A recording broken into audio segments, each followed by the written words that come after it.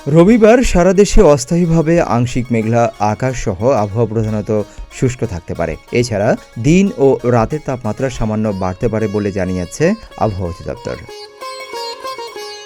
আবহাওয়া পূর্বাভাসে এসব তথ্য জানানো হয়েছে।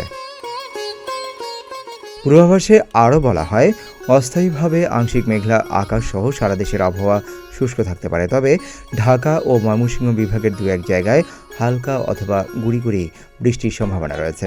একই সঙ্গে সারা দেশে দিন ও রাতের তাপমাত্রা 1 থেকে 2 ডিগ্রি সেলসিয়াস পর্যন্ত বাড়তে পারে, ফলে সারা দেশেই গরমের অনুভূতি কিছুটা বাড়ার সম্ভাবনা রয়েছে।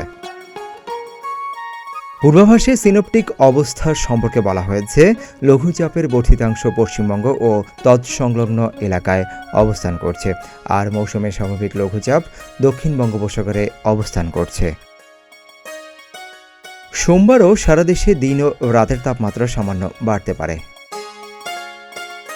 অন্যদিকে এই সময়ের শেষের দিকে দেশের উত্তর পূর্বাঞ্চলে বৃষ্টি বা বজ্রবৃষ্টির সম্ভাবনাও পূর্বাভাসে উল্লেখ করা হয়েছে। সিদ্দিকুর রহমান রুমন, প্রতিদিনের বাংলাদেশ।